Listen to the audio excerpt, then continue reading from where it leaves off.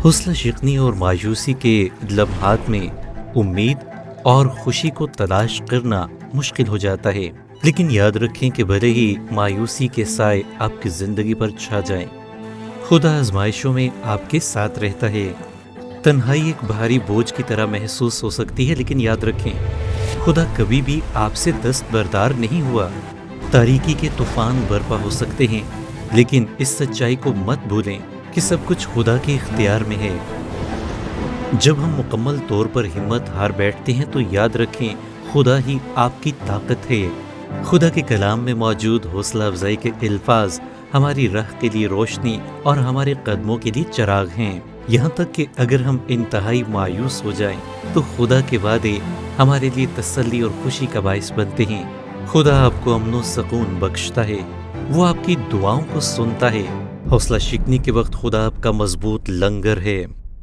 آئیے doctor David جرمایا کے ساتھ خدا کے کلام میں اور زیادہ گہرائی سے جاننے کے لیے مل کر شامل ہوں۔ آج ٹرننگ پوائنٹ پر آپ خدا کے پیار اور اس کی قوی امید کا تجربہ کریں گے۔ آئیے تبدیلی کے سفر کے اس پیغام کو سنیں۔ ہم مصیبتوں کو اس بات کی اجازت نہیں دے سکتے کہ وہ ظاہر کریں کہ ہم کون ہیں۔ ہم جو ہیں سو ہیں۔ مصیبتیں ہماری زندگی میں بس اضافی تحریر کی طرح ہیں۔ یہ چھٹی اننگز کا آخری حصہ تھا۔ مونٹریال ایکسپو کا سب سے زیادہ خطرناک ہیٹر ٹم رینز گیند پھینکنے کو تیار تھا۔ وہ جتنی تیزی سے گیند کو پھینک سکتا تھا پورے زور کے ساتھ اس نے گیند کو پھینکا، لیکن یہ گیند پھینکنے کا اس کا آخری موقع تھا۔ پورے اسٹیڈیم میں کچھ ٹوٹنے کی آواز سنائی دی۔ اس کے جسم میں کینسر پھیل رہا تھا اور اس چیز کا اسے خود بھی پتہ نہیں تھا، اور اس کے بازو کی ہڈی 2 جگہ سے ٹوٹ گئی۔ اس نے اپنے ٹوٹے ہوئے بازو کو پکڑ لیا تاکہ وہ گیند کے ساتھ ہی اچھل نہ جائے، اور وہ گر کر چیختا رہا۔ علاج کے دوران ڈاکٹروں نے اسے بیان کیا کہ اس کے بازو کو کندھے کے پاس سے کاٹنا پڑے گا تاکہ یہ کینسر اس کے جسم کے باقی کے حصوں میں پھیل نہ جائے۔ ڈیوڈ ریویکی ابھی اپنے ابتدائی کیریئر میں تھا۔ ابھی اسے اور بہت سارے میچ کھیلنے تھے، لیکن وہ اپنے بائیں بازو سے معذور ہو چکا تھا۔ آپریشن کے کئی ہفتوں کے بعد ڈیوڈ ریویکی اپنے بہت سے سان ڈیاگو کے دوستوں کا شکریہ ادا کرنے کے لیے اسٹیڈیم میں واپس آیا تو تمام لوگوں نے کھڑے ہو کر اس کا استقبال کیا۔ جب وہ آپریشن تھیٹر سے باہر آیا اپنے بائیں بازو سے معذور ہو کر، تو سب سے پہلے اس نے خداوند یسوع مسیح کی شکر گزاری اور تمجید کی۔ میں اسٹیڈیم میں اس کے آنے کے بعد کے دنوں کو نہیں بھول سکتا۔ میں San Diego union sport section پڑھ رہا تھا اور وہاں پر یہ بیان کیا گیا تھا کہ ڈیوریکی کو اگلے سال کے دوران تقریر کرنے کے لیے کم و بیش 700 دعوت نامے ملے۔ اس کی زندگی میں ہونے والے بڑے سانحے نے اس کے لیے آنے والے مستقبل کے لیے ایک نئی راہ کھول دی۔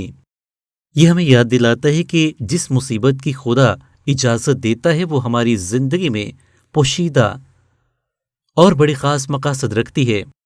پولس رسول نے فلپیوں کی کلیسیا کے نام جب خط لکھا تو اس وقت وہ جیل میں قید تھا۔ یوحنا عرف نے جب مکاشفہ کی کتاب تحریر کرنا شروع کی تو اس وقت وہ یسوع مسیح کے نام کی خاطر جلا وطن کیا جا چکا تھا اور پتمس کے جزیرے پر تھا۔ میں بائبل مقدس میں سے بے شمار ایسے حوالہ جات آپ کے سامنے بیان کر سکتا ہوں جن میں یہ بات ظاہر ہوتی ہے کہ مصیبت کے دوران خدا نے اپنے لوگوں سے انتہائی عظیم کام لیے۔ پولس رسول نے بھی اس بات کا انتہائی گہرائی سے تجربہ کیا۔ فلپیوں پہلے باب میں وہ بیان کرتا ہے کہ میں چاہتا ہوں کہ تم جان لو کہ جو مجھ پر گزرا وہ خوشخبری کی ترقی ہی کا باعث ہوا۔ آپ میں سے کتنے لوگ اس بات کا تجربہ کرتے ہیں؟ ہمارے تجربے شاید مختلف ہو سکتے ہیں، لیکن پولس رسول اس بات کا اظہار کر رہا ہے کہ اس کے ساتھ جو کچھ بھی مشکل میں ہو رہا ہے دراصل وہ خوشخبری کی ترقی ہی کا باعث بن رہا ہے۔ وہ 2 سال تک قیصریہ میں قید رہا اور اب وہ روم کی جیل میں قید ہے اور وہاں سے یہ خط لکھ رہا ہے۔ یہ اس کی اپنی ذاتی گواہی ہے۔ ہم جانتے ہیں کہ پولس رسول کی شروع ہی سے یہ خواہش تھی کہ وہ روم جا کر خوشخبری کا پیغام پہنچائے۔ وہ چاہتا تھا کہ وہ مرنے سے پہلے روم میں انجیل کی خوشخبری سنائے، اور اس کے لیے اس نے دعا بھی کی۔ غور کریں کلام میں کیا لکھا ہے۔ امال باب 23 میں اسی رات خداوند اس کے پاس آ کھڑا ہوا اور کہا، خاطر جمع رکھ کہ جیسے تو نے میری بابت یروشلم میں گواہی دی ہے، ویسے ہی تجھے روما میں بھی گواہی دینا ہوگا۔ یہ وہ کلام تھا جو خدا کی طرف سے پولس رسول پر نازل ہوا۔ رومیو پہلے باب کی آیت نمبر 10 میں ہمیں یہ بیان ملتا ہے کہ پولس رسول نے یہ دعا کی خدا کے حضور میں کہ وہ روما میں جا کر انجیل کی خوشخبری کو پھیلائے، اور شاید اسے بھی اندازہ نہیں تھا کہ خدا اس کی دعا کو اس قدر جلدی قبول کر کے اسے جواب دے گا۔ میرے دوست وارن ویرسبی نے اسی بات کا تجربہ کیا۔ وہ ایک مبلغ کے طور پر جانا جاتا تھا، لیکن ساتھ ہی ساتھ وہ ایک قیدی کے طور پر بھی جانا جاتا تھا۔ یہ ہماری زندگی کے تجربات ہو سکتے ہیں، لیکن ان کے متعلق ہمارا رد عمل اہم ہے۔ غور کریں پولس رسول قرنتھیوں کی کلیسیا کے نام خط میں کیا بیان کر رہا ہے۔ اس لیے میں مسیح کی خاطر کمزوری میں، بے عزتی میں، احتیاج میں، ستائے جانے میں، تنگی میں خوش ہوں، کیونکہ جب میں کمزور ہوتا ہوں اسی وقت زوراور ہوتا ہوں۔ پولس رسول تنگی اور مشکلات کے باوجود خوش رہنے کا ذکر کر رہا ہے۔ اس کا رویہ بالکل درست ہے، اور جب اس نے فلپیوں کی کلیسیا کو اپنی صورتحال کے متعلق آگاہ کیا تو اس کے الفاظ اور بات اور لہجہ اور رویہ سبھی بالکل واضح اور درست تھے، اور ایسا ہونا بھی چاہیے۔ اور آج ہم یہ سیکھنے والے ہیں کہ اپنی مشکلات میں رہتے ہوئے ہم بھی پولس رسول کی طرح کیسے خوش رہ سکتے ہیں۔ ہم اس زمین پر جو کہ دکھوں کی وادی ہے، اس میں خوشی کے ساتھ کیسے آگے بڑھتے ہوئے اپنے زمینی سفر کو جاری رکھ سکتے ہیں۔ ہماری زندگی میں جب مصیبت آتی ہے تو ہمارا رویہ عام طور پر یہ ہوتا ہے کہ خداوند اس مصیبت اور مشکل کو ہم سے دور کر دے۔ لہٰذا پولس رسول جیسا جذبہ اپنانے کے لیے پہلی بات یاد رکھیں کہ اذیتیں انجیلی ترقی کو فروغ دیتی ہیں۔ فلپیوں کے نام خط کے پہلے باب میں پولس رسول بیان کر رہا ہے کہ میں چاہتا ہوں تم جان لو کہ جو مجھ پر گزرا۔ اس حوالے میں بھی اور دیگر کے حوالہ جات میں پولس رسول ایمانداروں کی جماعت کو یہ بات باور کرواتا ہے کہ دراصل جتنی بھی مشکلات اس کی زندگی میں آ رہی ہیں، جتنی بھی اذیتیں اور تکلیفیں وہ برداشت کر رہا ہے، وہ سب کی سب مل کر حقیقت میں کلام خدا کی خوشخبری کی ترقی ہی کا باعث بن رہی ہیں۔ پولس رسول کی توجہ اس بات پر نہیں تھی کہ وہ جیل میں کتنی مشکلات میں ہے، کھانا کتنا برا ہے، وہاں پر کتنی ٹھنڈ ہے، وہ کتنی اذیت میں ہے، بلکہ اس کی نظر خدا کے کلام کی خوشخبری پر تھی۔ اور اسی لیے وہ فلپیوں پہلے باب کی آیت 12 میں یہ بات واضح کر رہا ہے کہ وہ خوشخبری کی ترقی ہی کا باعث ہوا۔ پولس رسول نے اپنی قید کو بھی دراصل انجیل کی خوشخبری کو دوسروں تک پہنچانے کا ایک اہم وسیلہ اور ذریعہ سمجھا، اور یہی کام اس نے روم کی قید میں بھی کیا۔ پہلی بات ہم نے جانی کہ اذیتیں انجیلی ترقی کا باعث بنتی ہیں، اور دوسری اہم بات جو کہ میں آپ کے سامنے بیان کرنا چاہتا ہوں وہ یہ ہے کہ اذیتیں گواہی کے موقع فراہم کرتی ہیں۔ یہ بہت ہی اہم بات ہے۔ پولس رسول نے اپنی زندگی میں کلام کی بے حد گواہی پیش کی، اور اس کا ذکر ہمیں فلپیوں پہلے باب کی آیت 13 میں بھی ملتا ہے، یہاں تک کہ کیسری سپاہیوں کی ساری پلٹن اور باقی سب لوگوں میں مشہور ہو گیا کہ میں مسیح کے واسطے قید ہوں۔ پولس رسول نے بہت سارے حکمرانوں کے سامنے ان کے محلوں میں ان کے روبرو انجیل کی خوشخبری کا پیغام سنایا، بیان کیا، اور خداوند یسوع مسیح کے نام کی گواہی پیش کی۔ اور اسی بات کا وہ یہاں پر اظہار بھی کر رہا ہے کہ وہ سپاہی، وہ پلٹن جو خاص بادشاہ کے قریب ہوتی تھی، ان کی رکھوالی کے لیے اور بادشاہ کے دوستوں کی رکھوالی کے لیے، حفاظت کے لیے جو اس سے ملاقات کرنے کے لیے آتے تھے، ان میں بھی یہ بات مشہور ہو گئی کہ پولس رسول کسی اور وجہ سے نہیں بلکہ مسیح کے نام کی خاطر قید ہے۔ اور اس بات کی جھلک ہمیں فلپیوں چوتھے باب کی آیت نمبر 22 میں بھی ملتی ہے، جہاں پر پولس رسول بیان کر رہا ہے، سب مقدس خصوصاً قیصر کے گھر والے تمہیں سلام کہتے ہیں۔ پولس زنجیروں میں جکڑا رہتا تھا، اور ایک رومی سپاہی ہمیشہ اس کے پاس پہرا دیتا تھا۔ یہ رومی سپاہی 6 گھنٹے کے لیے پہرا دیتا، اور 6 گھنٹے کے بعد دوسرا سپاہی آ جاتا۔ یوں پولس رسول کے پاس دن میں 4 ایسے مواقع ہوتے تھے جب وہ کسی کو انجیل کی خوشخبری کا پیغام سنا سکے، اور وہ 2 سال تک جیل میں لگاتار یہ کرتا رہا۔ یوں تقریباً اس نے 3000 اعلیٰ عہدے داران کو انجیل کی خوشخبری کا پیغام جیل ہی میں رہتے ہوئے زنجیروں میں جکڑے ہوئے سنایا۔ مان لیجیے کہ وہ سپاہی ملحد تھے، ان میں سے کئیوں نے انجیل کا پیغام سننا نہ چاہا، لیکن اس کے باوجود بھی جب وہ 6 گھنٹے کے لیے اپنی ڈیوٹی پر جاتے تو پولس ان کو یہ پیغام سناتا، اور یوں روم میں انجیل کی خوشخبری کے پیغام کی آمد ہوئی۔ ہم اب تک 2 اہم باتوں پر غور کر چکے ہیں، اور ان میں پہلی بات یہ تھی کہ اذیتیں انجیلی ترقی کا باعث بنتی ہیں، اور دوسری بات یہ تھی کہ اذیتیں ہمیں گواہی کے موقع فراہم کرتی ہیں، اور اب تیسری اہم بات یہ ہے کہ مشکلات ہمارے ساتھیوں میں ہمت پیدا کرتی ہیں۔ پولس رسول فلپیوں کے نام خط باب 4 میں بیان کر رہا ہے، اور جو خداوند میں بھائی ہیں ان میں سے اکثر میرے قید ہونے کے سبب سے دلیر ہو کر بے خوف خدا کا کلام سنانے کی زیادہ جرت کرتے ہیں۔ غور کیجئے کہ پولس رسول قید میں ہے، لیکن اس کی قید کا اثر باہر جو ایماندار بھائی ہیں ان پر بھی ہو رہا ہے۔ وہ اب دلیری کے ساتھ، جرت کے ساتھ خدا کے کلام کو دوسروں تک پہنچا رہے ہیں، وہ یہ جانتے ہوئے بھی کہ اگر ہم انجیل کی خوشخبری کا پیغام سنائیں گے تو یہ ہمارے لیے مشکلات اور اذیتوں کا باعث بن سکتا ہے، لیکن اس کے باوجود بھی انہوں نے بہادری کے ساتھ اس کام کو انجام دیا۔ کہ آپ جانتے ہیں کہ اگر وہ اذیتیں اور مشکلات برداشت نہ کرتے تو آج کیا انجیل کا پیغام آپ تک پہنچ پاتا؟ خداوند یسوع نے حکم دیا تھا کہ زمین کی انتہا تک میرے گواہ ہو، لیکن مسئلہ یہ تھا کہ ابتدائی کلیسیا میں انجیل یروشلم ہی میں قید ہو کر رہ گئی، اور اس کے لیے خدا نے ایک منصوبہ ترتیب دیا۔ ہمیں کلام میں ملتا ہے اسی دن اس کلیسیا پر جو یروشلم میں تھی بڑا ظلم برپا ہوا، اور رسولوں کے سوا سب لوگ یہودیہ اور سامریہ کے اطراف میں پراگندہ ہو گئے۔ اب یہ حوالہ ہم پر ظاہر کر رہا ہے کہ خدا نے کس طریقے سے اپنے لوگوں کو دوسروں تک کلام پہنچانے کے لیے استعمال کیا۔ غور کیجیے اس کی اگلی بات جو ہمیں بیان کی گئی ہے وہ یہ ہے، پس جو پراگندہ ہوئے تھے وہ کلام کی خوشخبری دیتے پھرے، یعنی ان پر ظلم کیا جانا در حقیقت کلام کی خوشخبری کا باعث بن گیا۔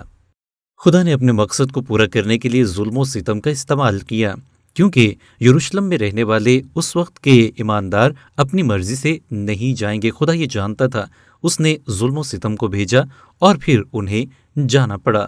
مجھے آپ کو بتانا پڑے گا کہ میں نے اپنی زندگی میں جرأت مندانہ مصائب کے متعدی اثرات کا مشاہدہ کیا ہے۔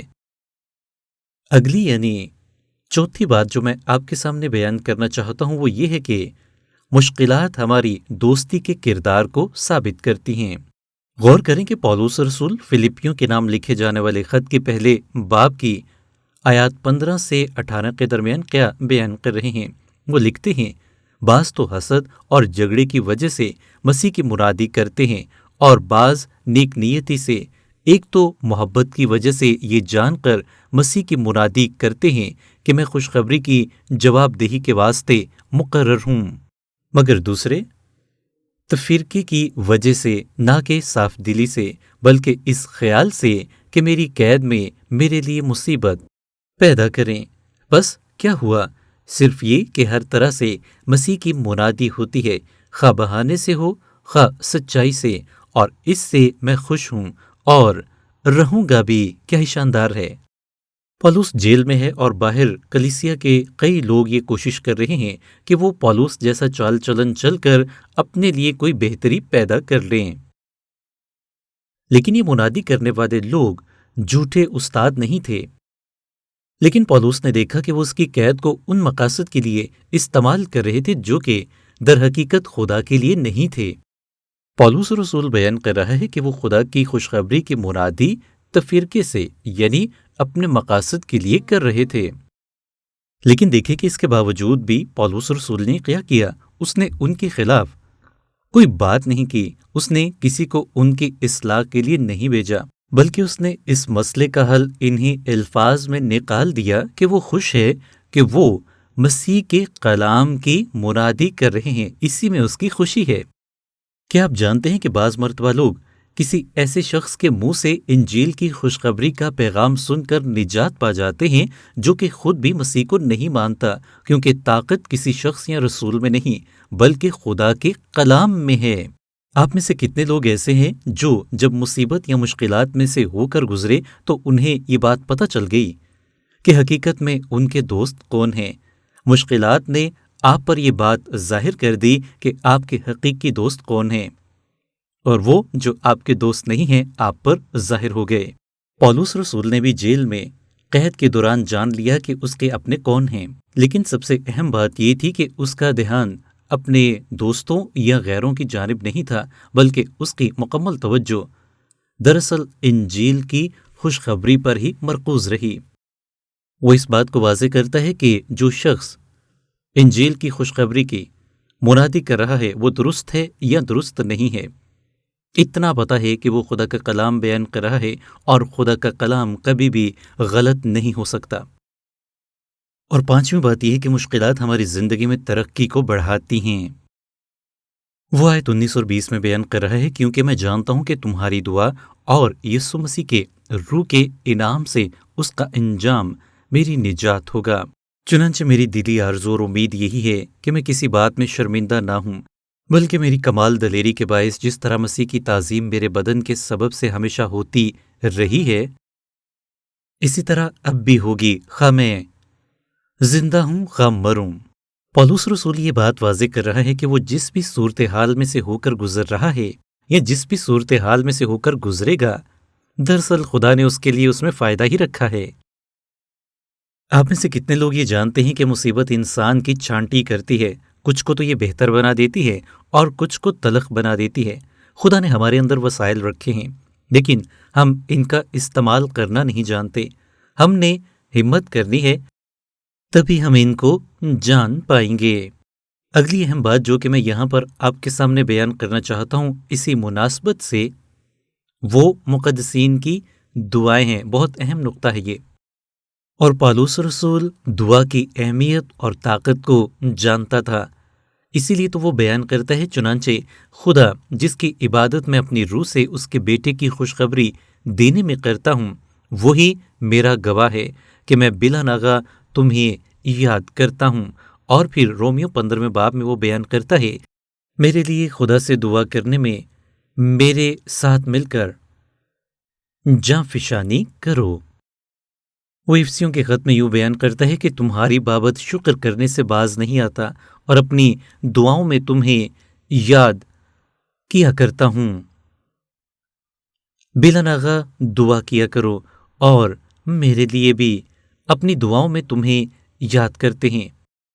ہم رات دن بہت ہی دعا کرتے رہتے ہیں۔ اے بھائیو، ہمارے واسطے دعا کرو۔ اس واسطے ہم تمہارے لیے ہر وقت دعا بھی کرتے رہتے ہیں۔ غرض اے بھائیو، ہمارے حق میں دعا کرو۔ اکثر زندگی کی مشکلات اور مصیبتوں کے دوران ہم خدا کے لوگوں کی دعاؤں کا مرکز ہوتے ہیں، اور ان دعاؤں کے ذریعے سے ہم اپنے بحران سے بچنے اور پختگی کی طرف بڑھنے کے قابل ہو جاتے ہیں۔ اور پولس رسول اس حقیقت کو جانتا تھا، اسی لیے وہ مقدسین کے لیے دعا کرتا ہے۔ پولس رسول نے اپنی مشکل کے دوران نہ صرف مقدسین کی دعاؤں کے اثر کو محسوس کیا، بلکہ اس نے روح القدس کی موجودگی کو بھی محسوس کیا۔ روح القدس نے پورے طور سے پولس رسول کی مدد کی اور اس کی رہنمائی فرمائی۔ پتہ نہیں آپ کا یہ تجربہ ہوا ہے یا کہ نہیں، لیکن جب آپ مشکلات میں ہوتے ہیں تو آپ خدا کو قریب سے محسوس کرتے ہیں۔ آپ میں سے کتنے اس بات پر یقین رکھتے ہیں کہ خدا ہر جگہ برابر موجود ہے؟ آپ کے ماضی میں، حال میں اور مستقبل میں وہ ہر وقت آپ کے ساتھ ہوتا ہے۔ ایسا سوچنا درست نہیں ہے کہ جب آپ کلیسیائی طور پر عبادت میں اکٹھے ہوتے ہیں تو خدا تبھی آپ کے زیادہ قریب ہوتا ہے۔ خدا ہمیشہ آپ کے ساتھ ہوتا ہے، آپ کی زندگی کی مشکلات میں، آپ کی اذیتوں میں، آپ کی خوشی میں، آپ کے تمام زندگی کے معاملات میں وہ برابر آپ کے ساتھ شریک ہوتا ہے۔ خدا ہماری زندگی میں سے ہمیں ایسے حالات میں سے گزارتا ہے تاکہ ہم دنیا کی طرف جانے کے بجائے خدا کی طرف کھینچے چلے جائیں اور اس کا قریب سے تجربہ کریں۔ اس صورتحال سے متعلق مجھے اپنی زندگی کا واقعہ یاد ہے جب میں کینسر میں سے ہو کر گزرا۔ جب میں کینسر میں مبتلا ہوا تو اس وقت میں ریڈیو پر خدا کے پیغام کو سناتا تھا۔ تندرست ہونے کے بعد میں جلد ہی دوبارہ سے کلیسیا میں کلام کی خدمت کرنے لگا۔ مجھے بے شمار خطوط ملے، ان میں سے ایک لڑکے کا خط مجھے آج بھی یاد ہے۔ اس نے اپنے خط میں لکھا کہ جب آپ بیمار تھے تو میں نے آپ کے لیے بے حد دعا کی، اور مجھے خوشی ہے کہ جب سے آپ تندرست ہو کر واپس آئے ہیں آپ پہلے سے اچھا کلام سنا رہے ہیں۔ اب میرے لیے بڑی حیران کن بات تھی جو وہ بیان کر رہا تھا کہ کینسر میں مبتلا ہونے سے پہلے والا میرا پیغام اچھا نہیں تھا لیکن بعد والا اچھا ہے۔ اور زیادہ حیرانی مجھے اس لیے ہوئی تھی کیونکہ جو وہ میرے پیغامات سن رہا تھا وہ دراصل میرے کینسر میں مبتلا ہونے سے پہلے کے ریکارڈ تھے۔ لیکن پھر ایک دن خدا نے میری رہنمائی کی اور مجھ پر اس بات کا راز ظاہر ہوا کہ کیوں وہ بہتر سننا اور بہتر پیغام محسوس کر رہا ہے، کیونکہ جب آپ کسی مشکل عمل میں سے ہو کر گزرتے ہیں تو لوگ آپ کی بات کو توجہ سے اور دھیان سے سنتے ہیں اور پہلے سے زیادہ آپ کو اہمیت بھی دیتے ہیں۔ اور در حقیقت یہ وہی بات ہے جس کا تجربہ پولس رسول نے کیا، اور یہی ہمارا اگلا نقطہ بھی ہے، یعنی شخصی توجہ۔ پولس رسول نے اس بات کو جان لیا کہ جب وہ مشکلات میں ہے تو خدا اس کے ساتھ ساتھ ہے اور خدا اسے اپنے نیک مقصد کے لیے استعمال کر رہا ہے، اور اسی بات کا اظہار وہ یوں کر رہا ہے۔ چنانچہ میری دلی آرزو اور امید یہی ہے کہ میں کسی بات میں شرمندہ نہ ہوں، بلکہ میری کمال دلیری کے باعث جس طرح مسیح کی تعظیم میرے بدن کے سبب سے ہمیشہ ہوتی رہی ہے اسی طرح اب بھی ہوگی، خواہ میں زندہ رہوں خواہ مروں۔ دوسرے لفظوں میں پولس رسول بیان کر رہا ہے کہ کوئی بھی چیز اس کو مسیح کی محبت سے جدا نہیں کر سکتی ہے، خواہ یہ جیل ہو، مصیبت ہو، تنگی ہو، یا کچھ بھی کیوں نہ ہو۔ تمام مشکلات اور مصیبتوں کے باوجود پولس اپنے مقصد اور اپنے مشن پر دھیان دیتا ہے۔ ہم مصیبتوں کو اس بات کی اجازت نہیں دے سکتے کہ وہ ظاہر کریں کہ ہم کون ہیں۔ ہم جو ہیں سو ہیں۔ مصیبتیں ہماری زندگی میں بس اضافی تحریر کی طرح ہیں۔ اگلی اہم بات یہ ہے کہ مشکلات ہمارے مقاصد کو واضح کر دیتی ہیں۔ پولس رسول اپنی مشکلات اور اذیتوں کو مسیح خداوند کے کلام کی خوشخبری کی منادی کو دوسروں تک پہنچانے کے لیے استعمال کرتا ہوا نظر آتا ہے، جبکہ ہم میں سے بے شمار لوگ ایسے ہیں جو مشکلات اور اذیتوں میں خاموش ہو جاتے ہیں اور وہ خدا کے قریب نہیں آتے ہیں بلکہ کڑکڑانا شروع کر دیتے ہیں، جبکہ پولس کا کچھ اور ہی انداز تھا۔ تیموتھیوس کے نام دوسرے خط میں وہ بیان کرتا ہے، جس کے لیے میں بدکار کی طرح دکھ اٹھاتا ہوں، یہاں تک کہ قید میں ہوں، مگر خدا کا کلام قید نہیں۔ وہ مشکلات میں اور زیادہ مسیح کی محبت سے لبریز ہو جاتا ہے۔ مسیح کی عظمت کو دوسروں کے سامنے بیان کرنے کے لیے وہ اور زیادہ جانفشانی سے کام لیتا ہے۔ اس لیے تو وہ بیان کرتا ہے، خواہ میں جیوں یا میں مروں، میرا مقصد خدا کے کلام کو دوسروں تک پہنچانا اور اس کی مرضی کو پورا کرنا ہے۔ ہماری زندگی میں آنے والی مشکلات کو خدا اکثر ایک اینک کے طور پر ہمارے سامنے پیش کرتا ہے، جس کو استعمال کر کے ہم در حقیقت خدا کو دیکھ پاتے ہیں، محسوس کر سکتے ہیں۔ بعض مرتبہ کچھ لوگ میرے پاس آتے ہیں اور سوال کرتے ہیں کہ آپ کا نقطہ نظر مختلف ہے۔ آپ مشکلات میں یا کسی جگہ جنازے پر یا ہسپتال میں جب کسی کی عیادت کرنے جاتے ہیں یا آپ جب کبھی مشکل میں ہوتے ہیں تو ہم نے آپ کو کبھی پریشان نہیں دیکھا ہے، اس کی کیا وجہ ہے؟ تو میں ان کو یہی جواب دیتا ہوں کہ جب جب میں مشکلات میں گرتا ہوں تو میں خداوند خدا کو اور زیادہ قریب سے محسوس کر پاتا ہوں۔ اگر آپ اپنے ماضی پر نگاہ کریں گے تو آپ بے شمار باتوں کے لیے خداوند کے شکر گزار ہوں گے جن میں سے آپ ہو کر گزرے ہیں۔ اگلی بات جو کہ میں آپ کو بیان کرنا چاہتا ہوں وہ یہ ہے کہ مشکلات ہمیں زندگی اور موت کو تناظر میں دیکھنے کے لیے تیار کرتی ہیں۔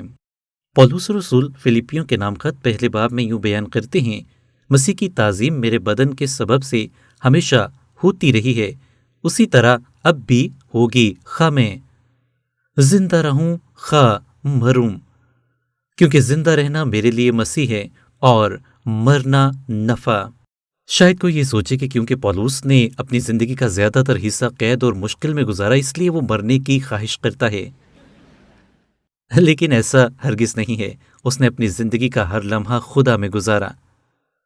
اس نے زمین پر بھی اور زمین کے بعد بھی صرف اور صرف خدا ہی کی جستجو اور طلب کی، اور خدا کے دیے ہوئے مقصد کو پورا کرنے کے لیے وہ زمین پر اپنے آپ کو خوشی کے ساتھ پیش کرتا ہے۔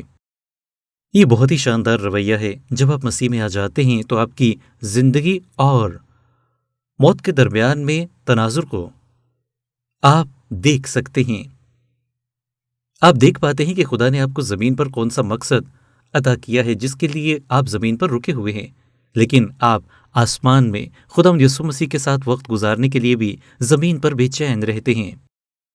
پولس رسول نے زندگی اور موت دونوں کو اپنی نظر کے سامنے رکھا۔ اس نے کہا کہ اگر وہ زندہ رہے گا تو وہ مسیح کے پیار میں جیے گا اور مسیح کی خدمت کو کرتا رہے گا، لیکن پھر وہ کہتا ہے کہ اگر وہ مر جاتا ہے تو وہ خداوند یسوع مسیح کے ساتھ رہے گا، مسیح کی قربت میں رہے گا، خدا کا اور زیادہ قریب سے تجربہ کر پائے گا۔ ہمیں یہ سمجھنے کی ضرورت ہے کہ ہماری زندگی کی مشکلات خود بخود ہماری روحانی نشوونما نہیں کرتی، بلکہ یہ اسی صورت میں ہوتا ہے جب ہم مشکلات میں خدا کی طرف اپنی نگاہیں اٹھاتے ہیں اور ہم اس کے پیار کو محسوس کرتے ہیں، تبھی ہم اس کو اپنے قریب پاتے اور روحانیت میں درجہ بدرجہ بڑھتے جاتے ہیں۔ زندگی کی مشکلات میں اگر کوئی تبدیلی کے عمل میں سے نہیں گزرتا ہے اور خدا کے قریب نہیں آتا ہے، خدا کو محسوس نہیں کرتا ہے، تو وہ اور زیادہ اذیت اور مشکل کے گڑھے میں گرتا جاتا ہے۔ یاد رکھیں، زندگی کی مشکلات میں جب آپ روح القدس کو محسوس کرتے ہیں تو آپ مشکلات کے باوجود بھی خدا میں خوش و خرم رہتے ہیں۔ زندگی کی مشکلات کے باوجود بھی جب آپ خدا کے ساتھ ساتھ چلتے ہیں تو یاد رکھیں کہ آپ میں تبدیلی آتی ہے۔